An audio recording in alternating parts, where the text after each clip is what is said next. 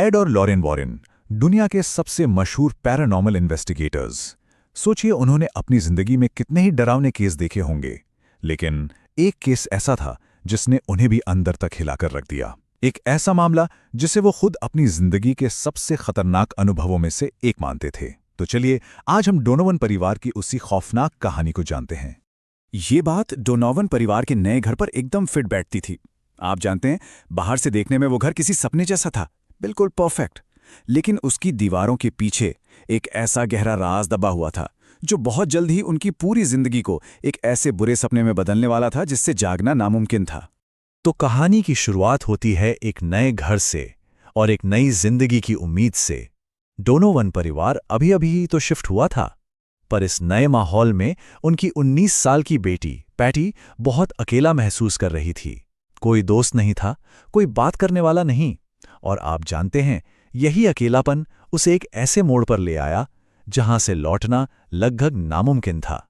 तो अपने इस अकेलेपन को दूर करने के लिए पैटी क्या करती है? वो घर ले आती है एक उइजा बोर्ड। उसे लगा कि भाई ये तो बस एक खेल है, शायद इसी बहाने कोई नया दोस्त बन जाए।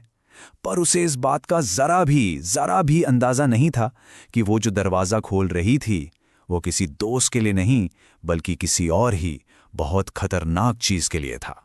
तो पैटी ने कांपते हुए हाथों से उस पॉइंटर पर, जिसे प्लांचेट कहते हैं, अपनी उंगली रखी और पूछा, क्या यहां कोई है?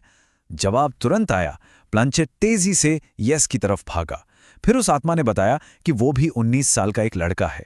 जब पैटी ने दोस्ती के लिए पूछा तो बोर्ड पर स्पेलिंग बनी BOYFRIEND।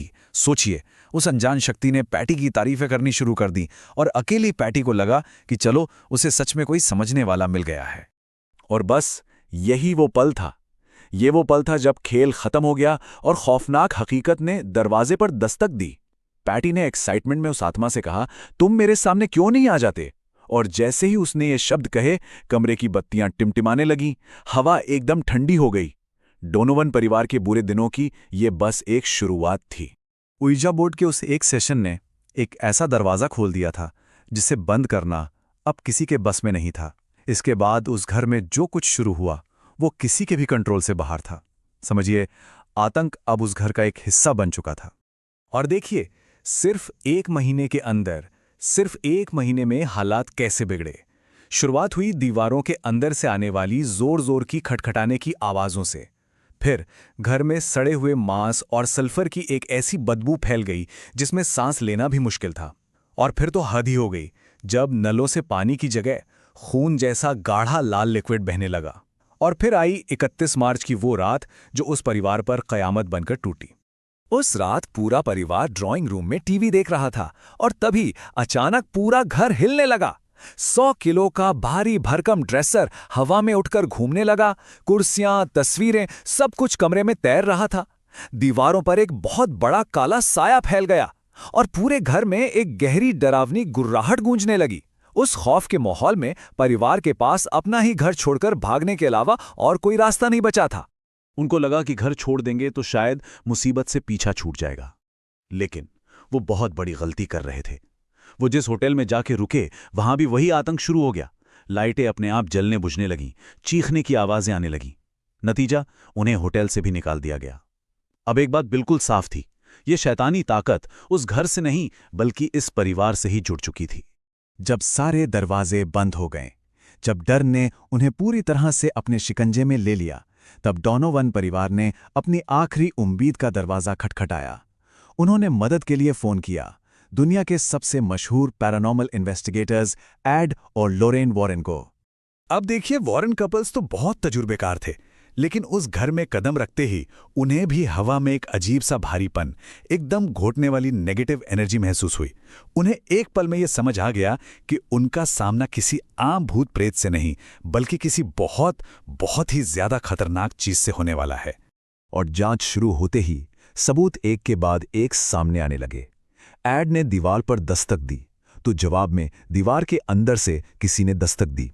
लॉरेन ने अपनी आंखों से उस लाल आंखों वाले विशाल काले साये को देखा और जैसे ही उन्होंने पवित्र प्रार्थनाएं करनी शुरू की, घर में हिंसा और ज्यादा बढ़ गई।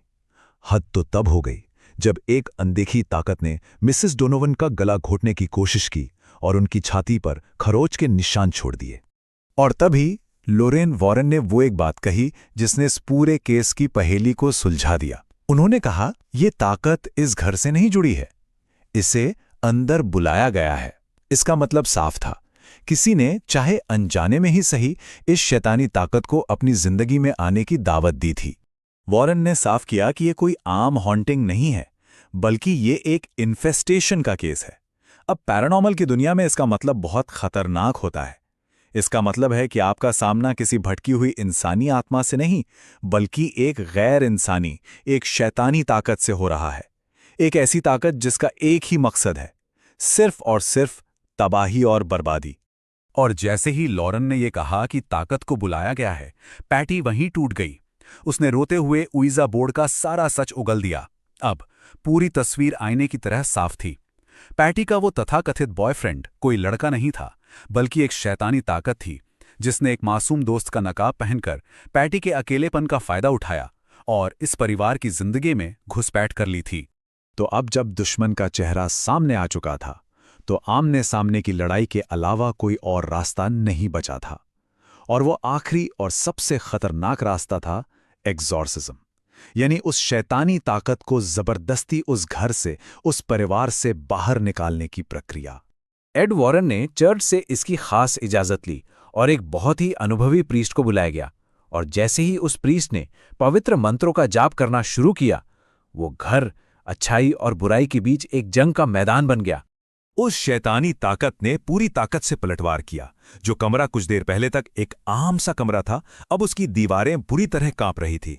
कमरे का तापमान अचानक इतना गिर गया जैसे सब कुछ जम जाएगा, और फिर एक झटके में कमरे की सारी खिड़कियां एक साथ टूटकर चकनाचूर हो गई। और फिर उस जंग के क्लाइमैक्स पर वो काला साया सबके सामने आया और उसने सीधा पैटी के शरीर पर कब्जा कर लिया।